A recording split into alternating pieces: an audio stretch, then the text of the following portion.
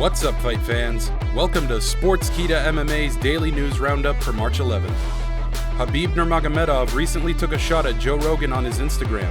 At UFC 272 last Saturday, Khabib's cousin Umar Nurmagomedov secured a first-round rear-naked choke over Brian Kelleher, which comes with a customary Joe Rogan Octagon interview.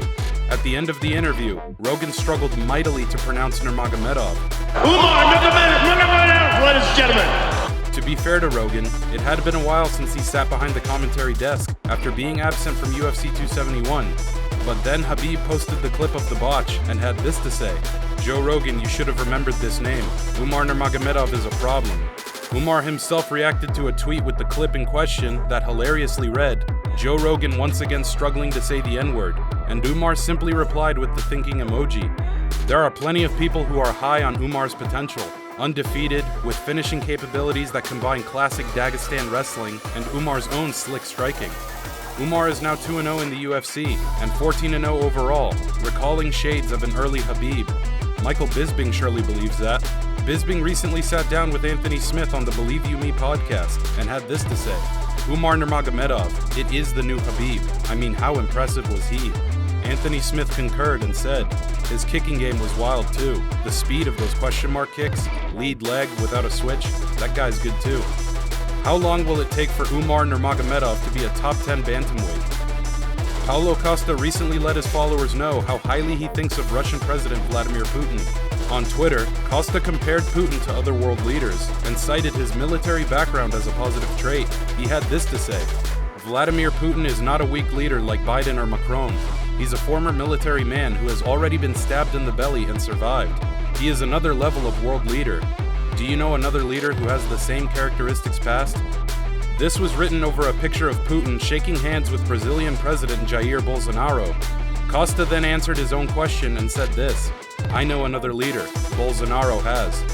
This actually might not be that surprising to people who follow his Twitter account. Costa also recently tweeted a few pictures of himself training like a savage and wrote this caption in Russian: "Live the day intensely." This prompted a fan to remind Costa that he was Brazilian, and Costa replied with, "I am Russian Brazilian." But it seems that Costa's new mixed nationalities do not sit well with the fans. On Twitter, Costa came under fire over his praises, and fans were sure to send him some unsavory reminders. Remember when you got raw dogged in front of the entire world? Paulo Costa is not a weak fighter like Rob or Vittori. He's a former wine sommelier who has already been humped in the octagon and survived.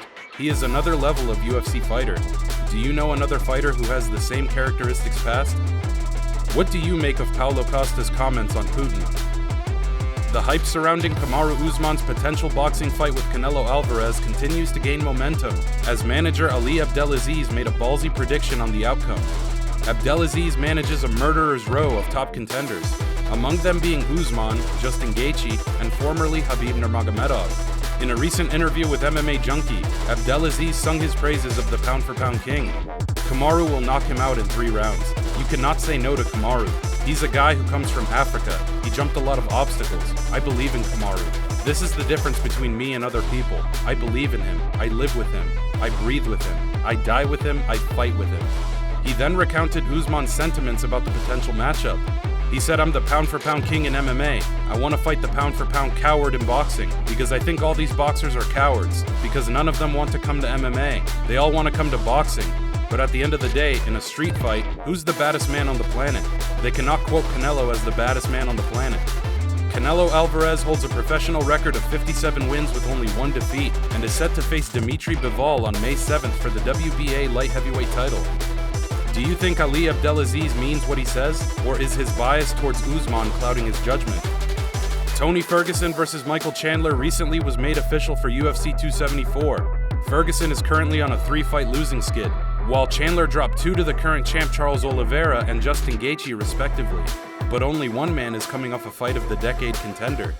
Michael Bisping recently made some comments about Ferguson on his YouTube channel, as well as how the matchup would play out. He said this: "Right now, Tony has fallen on hard times. Listen, there's no shame in that. Tony is a warrior. Tony leaves it in the octagon each and every time. But he's currently on a 3-fight losing streak. But those losses have aged very well, when you look at who they are. First one came to Charles Oliveira, as we know. He's now the lightweight champion of the world. Then it was Justin Gaethje. Justin Gaethje ain't no slouch, man. Justin Gaethje's fighting for the belt. Zero shame in that matchup. Bisping then assessed the matchup. Wrestling advantage, I'm gonna give it to Michael Chandler. Jiu-jitsu advantage goes to Tony Ferguson. Punching power advantage goes to Michael Chandler, I think without question. But elbows and knees, that goes to Tony Ferguson. Miles on the clock, and this is a real one. Tony Ferguson's 38 years old now, so he's no spring chicken. He then ended off with, "That's sensational, take my money." Do you agree with Michael Bisping's breakdown of this upcoming barn burner? And last but not least, a couple of massive UFC matchups have been recently confirmed. Robert Whittaker vs. Marvin Vettori is currently in the works for UFC 275 on June 11th. Both Whittaker and Vettori are coming off their second losses to reigning champ Israel Adesanya and are hoping to stay in title contention. This announcement came after Robert Whittaker teased on social media that Skinny Rob might be coming back sooner than I wanted. This tweet prompted fans to think that Whittaker might move back down to welterweight, a division he hasn't fought at since 2014. But in a recent appearance on the MMA Hour with Ariel Helwani, Whittaker set the record straight. I 100% was referring to 85. People don't realize how heavy I walk around. I walk around 215, 220. That's just like my living weight. Another marquee matchup, this one at bantamweight, is set to headline UFC Fight Night on April 30th. Rob Font vs. Marlon Chito Vera.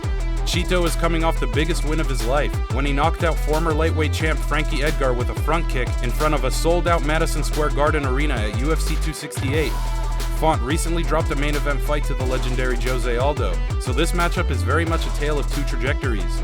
Font is looking to stay in the top 5, while Chito inches closer and closer to title contention. Chito himself is confident of that fact. April 30th, I'm gonna kick your ass, Font. All my life I worked for this moment. That about does it for Sportskeeda MMA's most exciting news from the MMA world. Here is one final question for you fight fans. If Chito Vera beats Rob Font, does he get the winner of Aljamain Sterling and Petr Yan? If Font wins, does he get the same? Don't forget to subscribe and follow Sportskeeda MMA on all our social media platforms. I'm Alex, and as always, thanks for tuning in.